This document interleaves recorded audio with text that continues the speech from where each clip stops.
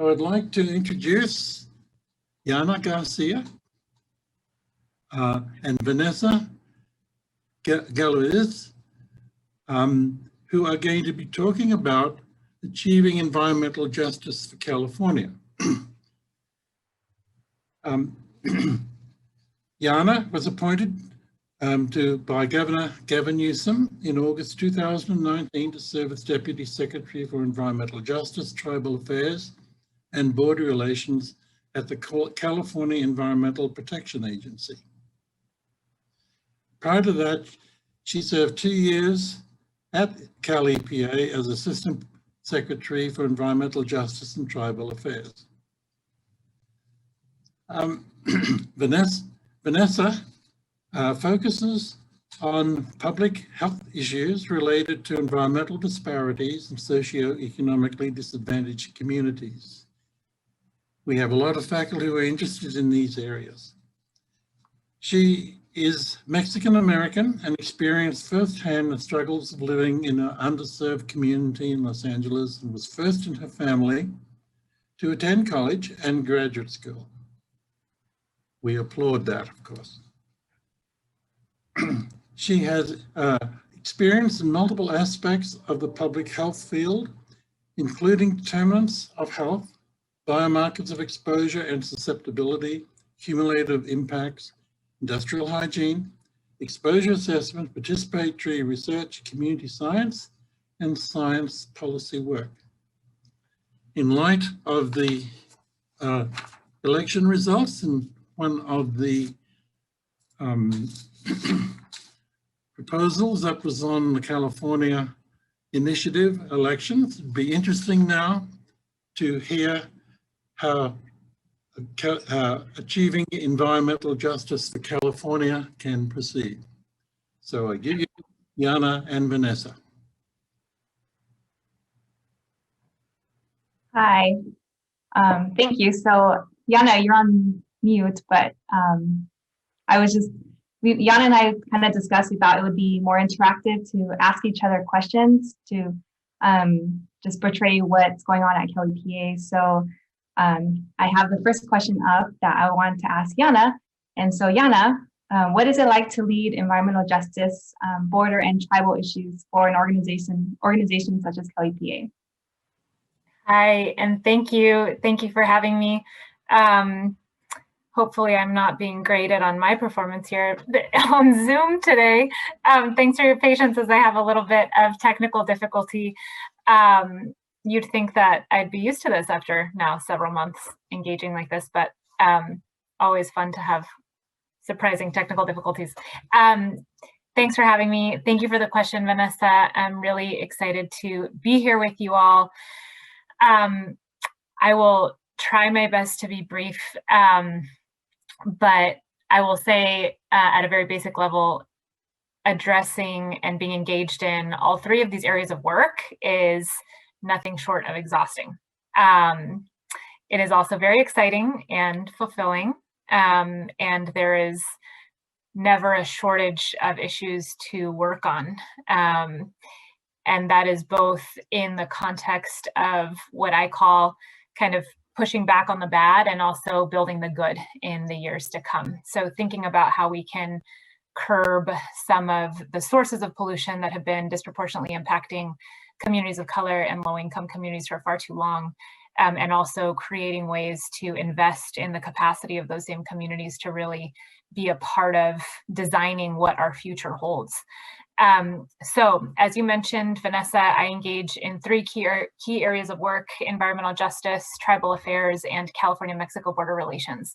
And both environmental justice and tribal affairs issues are often very interconnected. As many of you may be aware, the origin of the environmental justice movement was really from the first People of Color Summit, where Indigenous rights, tribal rights were very much at the center of the focus of that work. And that was a national movement that started in the 90s and that actually led to President Bill Clinton signing the first executive order on environmental justice. So there's a lot of overlap between the way that we think about access to clean air and clean water and land, including ancestral land, including access to cultural practices and cultural resources, and how we think of environmental justice in that way. I'd say that on the border, while there's also a healthy overlap of issues, unfortunately, with respect to clean air and clean water challenges, or unclean air and unclean water challenges, there's also the complication of sort of who your partners are around the border region. Many of the issues that we deal with along the border, inherently interact with some of the ways in which people's ability to move cross-border can be limited, the ways in which people are forcibly sort of segregated by the inherent nature of our border. And that can be extraordinarily and is extraordinarily challenging for so many families, so many communities, and our tribes, our tribal communities across the border region.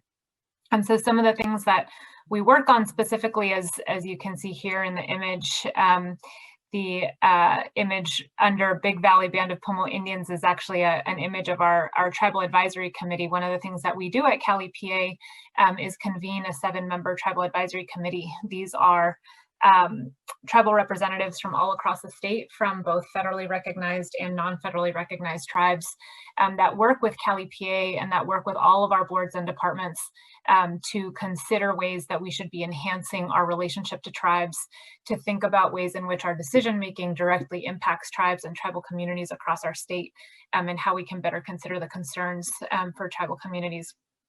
Needless to say, many of our boards and departments engage in a lot of work that affects tribal communities directly. I'd say the most common are the Department of Toxic Substances Control and the State Water Resources Control Board. They do a lot of work that has to do with tribal lands on the Department of Toxic side. Unfortunately, due to the history of our land use practices, we know that toxic facilities are too often located in close proximity to tribal communities and tribal lands and communities of color. So we deal with a lot of issues around consulting with tribes and tribal members about their concerns with toxic facilities, with cleanup standards. On the State Water Resources Control Board side, we deal a lot with regulatory work that encompasses cultural uses of water as beneficial uses. That's been a really interesting and relatively new area of work for the State Water Resources Control Board to really think about how we're considering cultural practices and cultural uses and relationship to water bodies as we engage in long-term planning around the use and quality of our water. The port of entry image that you see here at San Isidro, Vanessa, as you know, this is a project that's very close to you and your work. This really has to do with something that we'll talk about a little bit further, I think, here today, and really democratizing the way that we think about information around pollution sources and the impact that pollution has at the community level. As you know, Vanessa, there's been a sort of gap in our knowledge around the types of sources that are affecting our air quality around the border region. We're really familiar, of course, with images like this that show the hours upon hours, sometimes days of lines that can accumulate at the border, and mobile source emissions that affect people's health, people's respiratory well-being around the border area. But one of the things that we've been really able to focus on through our environmental justice program and through partnerships with academic partners as well and community-based organizations is to expand our community air monitoring networks, to expand the way that we're partnering with academics and public health partners, CBOs, community-based organizations on the Mexican side of the border to better capture where air pollution emissions are coming from, in particular toxics that might also be affecting people's health, but that might not be so obvious as mobile source emissions. So that's one of the things that we're really proud about working on in the border region. And then finally, in places like Wilmington, where we see the culmination of so many cumulative health and pollution burdens, as well as socioeconomic vulnerabilities, Here in the bottom left, you see an image of children walking around the ConocoPhillips oil refinery.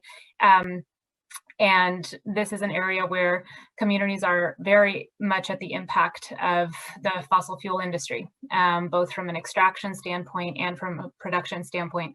In addition to emissions from goods movement and freight transport, the ports are very near here. A number of smaller scale pollution sources at the neighborhood level also affect this community in this area. And it's also where so many of our essential workers live.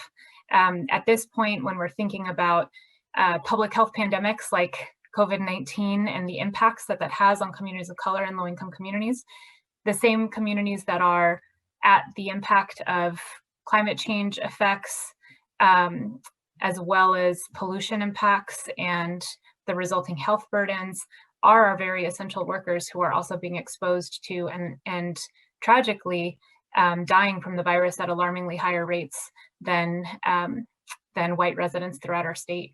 So that's something that we're very much looking at as an additional reason to act now, to act fast, to drive down emissions that affect these communities.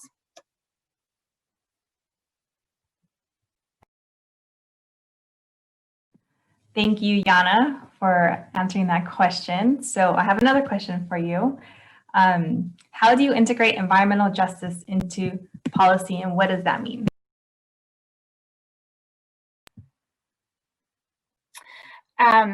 So a couple of ways. I think we moved to the next slide already. Am I answering the previous question? Awesome, thank you. So I think I kind of started addressing this, but at its core, the movement for environmental justice is really a movement for racial justice and racial equity. And I think that that's increasingly important from what we're seeing across the country, and I'd say across the globe in terms of movement building right now, despite, how that might look different in our current election politics than what is happening right now. But I would say that racial justice is increasingly important, and environmental justice has its roots in the racial justice movement. And so really looking at how we as state agency representatives are thinking about our role, our responsibility to address not just the disproportionate burdens and the disproportionate allocation of benefits to certain communities, but really who those communities are and how, if at all, they're represented at decision-making tables. So in addition to, of course, focusing our work on addressing the impacts on communities, and we often in the nomenclature across state agencies, due to the way in which some of this has been articulated in statutes, refer to these communities as, quote, disadvantaged communities. And I think there's something somewhat disempowering in that sort of model, where we are consistently focused certainly on addressing the pollution impacts affecting these communities, but we have to be equally focused on creating a different power structure, on creating a different way in which we can make land use decisions, in which we can make regulatory decisions, and in whose voices are represented, who our stakeholders are, who we are consistently reaching out to let them know about what we're thinking or engage them as partners in the work that we do. So some of the ways in which we've approached this, in addition to partnerships on community-based science efforts and understanding more about how we can capture community-based pollution burdens through partnerships with community-based organizations, is thinking about how we can explicitly address racial disparities in our own workforce and in the approach that we have to our work.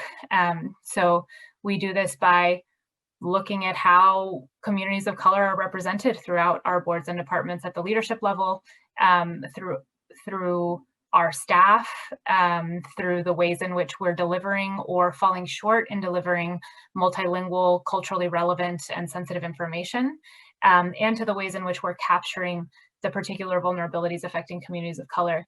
But really, first and foremost, I think also understanding how we want people to come into the decision-making process, whose voices are not being heard. And much of the work that Vanessa, you and I do is also about making sure that we're bringing people to the table, that we're ensuring that people are represented in the decision-making processes that are affecting their lives.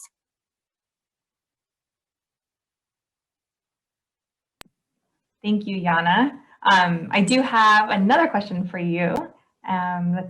So what are the biggest challenges in the work that you do, and how do you overcome them?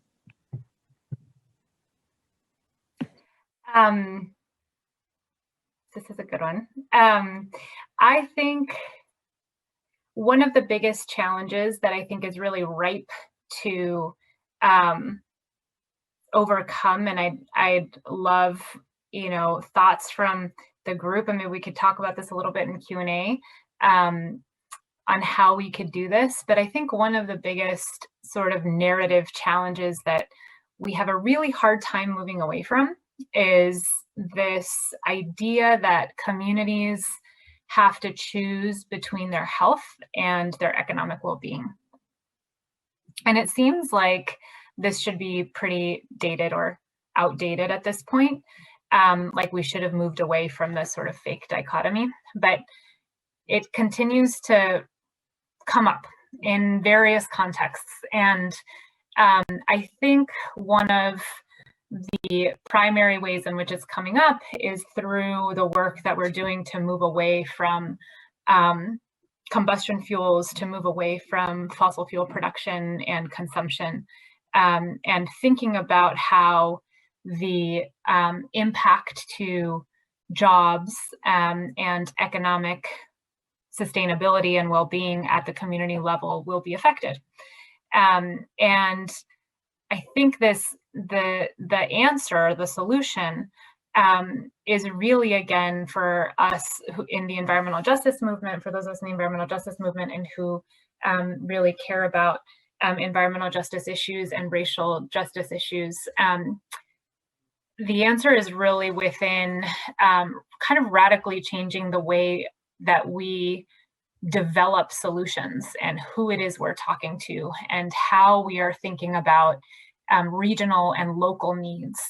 I think it's really hard, particularly at a high level in leadership conversations, to move away from this idea that communities will still have to choose between, again, their health and jobs in the same region. So I'm hoping that this is an area that we can really kind of roll up our sleeves and dig into. I think that it's really ripe for us as a state. I also think that, nationally, so many people are talking about this. It's really at the crux of what anybody discusses as a just transition, is moving away from polluting industries, moving away from industries that harm our health. And for those communities that suffer from the impacts of numerous polluting industries at any moment, it's all the more critical to really be at the table designing the types of jobs that we want to see, designing the types of futures that we want to see for our children, and being able to really penetrate the decision-making associated with that. Awesome. Thanks again, Yana. So I'll go to the next question. And now I get to ask you questions. Wonderful. So Vanessa, I talked a little bit about, the importance of our partnership with communities when it comes to science. But as a scientist, why do you think it's important for us to work with communities in our environmental justice work? Well, it's communities that really suffer the public health impacts when it comes to environmental exposures. And, historically, a lot of these environmental exposures have been the result of decisions made by people that do not live in these communities. And so it becomes extremely important for to reduce public health inequities and environmental inequities, and for sustainability, like approaches in sustainability and reducing those when communities involved. And, it's really kind of working with this, you know, with this paradigm shift where you're moving away from this top-down approach. You're moving away from this representative democracy to a participatory democracy where those who are most impacted are at the table, and not treating them as if they do not have the understanding of science or public health, but treating them with equal power and equal voice. And because honestly, it's their livelihoods that are at risk. It's the livelihood of their children, of their elders, of their community. So to make decisions for a community that you're not part of is taking away their power and their right to health. And so for CalEPA, it's extremely important for us to work with community if we really want to address these inequities in public health and environmental exposures. Thank you. I'd also add that I think it helps us develop a pipeline of people who are versed in science and able to really understand it in a context that is directly relevant to them and their day-to-day lives. And when we think about the challenges that we face at CalEPA, sometimes with increasing the type of representation that we want to see that really represents the diversity of the state of California, I think our work around community science is so important to create that, to foster those relationships across communities in the state. Next slide. Okay. Thank you. Okay, and what is your approach, Vanessa, when you work with communities? How do you think about that and approach that in your day-to-day work? Well, it's relatively simple, but sometimes it's unnecessarily complicated that I've seen. And so, you know, really it's about just having respect. It's about having inclusion. It's about having transparency. And, you know, it's about not having the perception, like I've mentioned, that, you know, residents they lack the knowledge of science and public health. But, you know, it's about taking what you think is complicated and translating it in a way that's not complicated. So, you know, in a way that's culturally appropriate, in a way that's respectful, in a way that, you know, you're respecting the differences between you and those community residents that you're working with. You know, and honestly, so in the image to the right, you see, you know, science, you know, it's this objective approach to answering questions. And then with public health as a part of science, you know, you have this objective approach to answering questions that are related to the health of people. And then there's environmental justice, where it's really, you know, environmental injustice is really a determinant of public health. And so in all the work that we do, we have to ensure that every aspect of environmental injustice is incorporated with our decision-making when it comes to environment and to public health. And with the picture to the left, you see here, you know, it's not just working with the community residents that are adults, it's also with the youth. The youth are the future. And so here in this image, we're working with the youth on problem solving in their community, where they actually, you know, worked with us and in partnership with the community organization, and to address problems in their community. And so not only they went door to door, knocking on their neighbors' doors, asking them what their concerns were. And not only that, but working through the summer to answer those concerns in a way that was solution-based, while working with us and the community organization. And so it's not empowering the youth, but working with the youth because they're very knowledgeable and they're very passionate. And so the approach has to be inclusive of all ages, of all cultures, of all peoples. Okay. Let's see, next slide. Slide. All right, so Yana, tell us about your path to how you got where you are and why you chose that path. Sure. So in many ways, environmental justice, although I did not understand it at the time, was something that I thought about a lot from even my childhood. I grew up in East Oakland. My parents are from Boyle Heights in South Central Los Angeles. My mom is severely asthmatic. Much of my family is.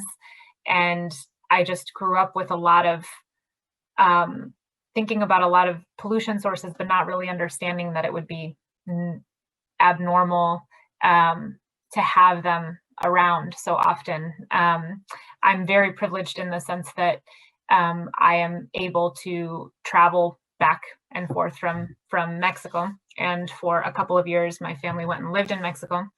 And we lived in Oaxaca and spent some time in Chiapas in the 90s during the Zapatista movement. And I was very informed by the movement to reclaim land and water resources that was at the crux of the indigenous movement in the state of Chiapas in Mexico.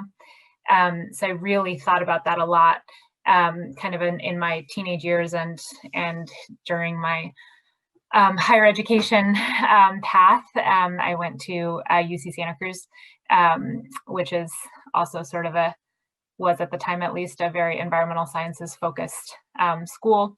After college, and I studied politics and environmental studies at UC Santa Cruz, I went and worked on the White Earth Ojibwe Reservation in northern Minnesota, and worked for the White Earth Land Recovery Project and Honor the Earth Foundation, and really, really deeply dug into some really incredible, life-changing issues around land and water rights, and investments in clean and renewable energy sources for tribes in that region, as well as through the Southwest, before I went to law school. And as an attorney, I'm trained as an attorney as opposed to a scientist, which I'm now used to working with a lot of scientists and doctors. But I focused actually far more on civil rights than I did on environment or environmental law. And I actually came very close to pursuing more of a sort of civil rights career, more so in the rights of sort of civil detainees, immigrant detainees, as well as some of the some work around prison reform. But I really kept coming back to environmental justice work, although I would say even at the time I knew it was environmental justice work, but I didn't know how that would work out as an attorney. And I was lucky enough to be able to work for a community-based organization called Communities for a Better Environment, where I was really able to partner with community organizers and scientists, as well as communications and policy staff at CBE in Huntington Park, in an area that I knew well, and where my tía still lives, and so was able to kind of find home there for a couple of years. Before I came to do the same work in my hometown of Oakland, which was also very grounding and really exciting. Worked for a little bit at a law firm called Earthjustice, a national environmental public interest firm. Some of you may be familiar with it. Also enjoyed that, and then ended up, being contacted about the position by my predecessor, Arsenio Mataca, who I know some of you have worked with, to come into the position that I'm currently in. So I'd say, very much a path of consciousness at a pretty young age, but not necessarily full awareness of kind of where I was going. And, as if you would have asked me several years ago if I would have pictured myself working for the state, I probably would have said, no way. I didn't envision myself here necessarily, but here I am, and it's been really exciting work. I feel very lucky to be here, and certainly very lucky to work with such incredible colleagues.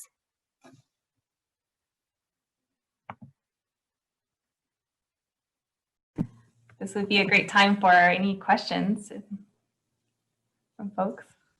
Yeah, I have a question for Yana.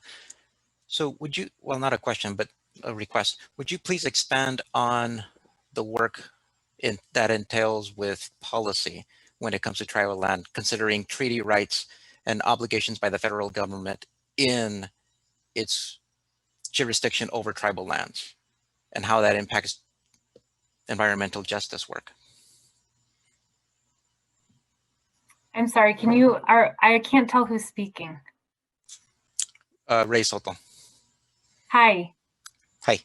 Oh, hi. Sure. I mean, I think the relationship of the state to tribes is obviously so distinct than the relationship of the federal government, of course. You know, in that, I think there is a sort of unique opportunity to both acknowledge the specific relationship that the state has had to tribes across California and with tribes across California. And we saw some of this with the governor's executive order last June, in June of 2019, really acknowledging the genocide that's taken place, but particularly the state-sanctioned process through which that's happened across California. So I'd say that, you know, with respect to treaty rights, that's something that we have not delved into, I think, as much as a state. However, I think we are really focused on and committed to both honoring the spirit of federal consultation requirements and state consultation requirements, but really to the extent that we can implement consultation practices across all of our decision making. That's something that we're really trying to do at the programmatic level. In terms of broad policy, I think really we've seen some pretty significant strides in developing those requirements through things like AB 52, which requires consultation during CEQA, during processes that trigger the California Environmental Quality Act. And those have gone really far, I think, in making sure that, you know, at a very basic level, that state agencies understand their obligation to engage and consult with tribes on matters that affect tribes and tribal communities. One of the things that we've been focused on in the past several years, and I think this year is certainly difficult given the economic situation that we're all in, is thinking about how we can better target our investments for partnerships with tribes and tribal communities where some of the federal sources of funding have maybe been a bit more depleted over the past several years. So we've done this in the sort of in the drinking water and wastewater context, and are looking to do it more in air monitoring, as well as in the energy context as well. Does that help answer your question? Yeah, I just wanted the students to understand more about those relationships, because I understand them, but I wanted our students to understand the relationship and how policy changes when you deal with tribal governments. Got it. Social justice, and because it changes, including then you get into things like the Indian Health Services and how that changes, and because we are public health, so some of our students will at some point have to deal with, if they work with any tribal communities, they will have to have some understanding of Indian Health Services and treaty rights and things like that. Absolutely. I'd say, so to better get at that point, and thank you for that, I think the space where this has come up the most is around water quality, for us at least at CalEPA. I think in the water quality context, it's been really pretty groundbreaking to have cultural uses of water really come into the basin planning process. So this is a process through which we think about current and future uses of water in various basins across our state, and how a tribe's cultural relationship to that water source, to a given water source, plays into that planning process is unfortunately something that we have recently started to do. I say unfortunate in relationship to the recentness of that. It's something that we should have been doing forever, since that relationship dates back to, of course, time immemorial, but it's something that we've recently begun to do, and it's really kind of shifting the way that many people are thinking about not just water supply, but water quality issues and public health contaminant levels that are acceptable in various water bodies given the cultural uses of that water body or of vegetation around the water body or species within that water body as well.